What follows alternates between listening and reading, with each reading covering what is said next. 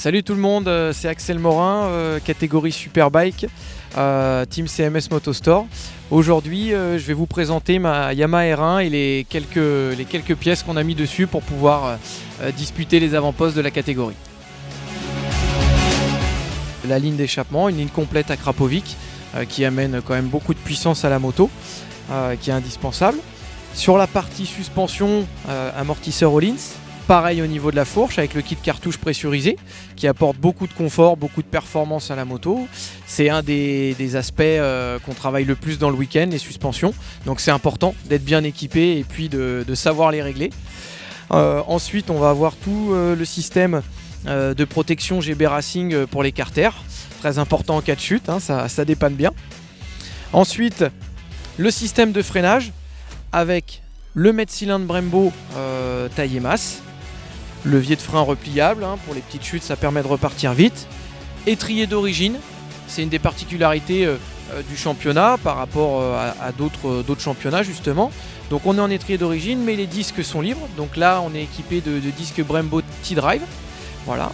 Les plaquettes de frein, donc ils sont libres, donc nous on est sur de la plaquette Z04. Voilà, avec un liquide de frein Brembo, on a un système de freinage hormis les étriers 100% Brembo, 100% efficace, j'en suis très satisfait en tout cas. On va retrouver le système électronique qui n'est pas forcément visuel sur la moto à part l'inter qui est remplacé par la clé d'origine.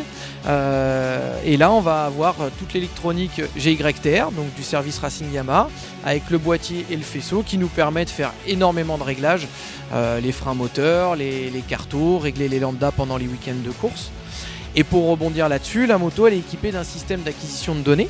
Donc là il y a le dashboard qui est le mini dash qui remplace en gros le Starline qu'on peut retrouver sur certaines motos, mais surtout elle va être équipée des capteurs de suspension qu'on a au niveau de la fourche. On va retrouver les capteurs de suspension au niveau de l'amortisseur, alors c'est pas facile forcément à voir parce qu'il est assez enclavé. Capteurs de pression de frein, avant-arrière, et tout un tas de capteurs qui sont sur la moto et qui nous permettent de relever beaucoup d'informations et d'évoluer séance après séance. Ensuite on a les pneus sur la catégorie Superbike qui sont des pneus slick.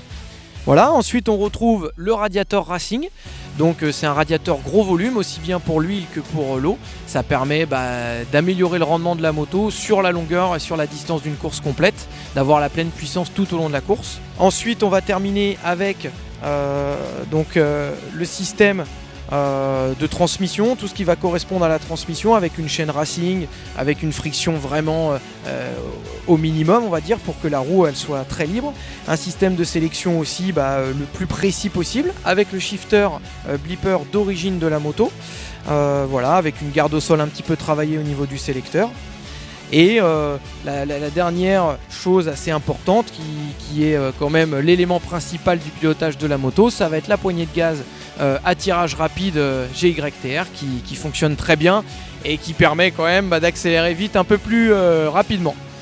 Voilà, merci à tous et puis je vous dis à bientôt, salut.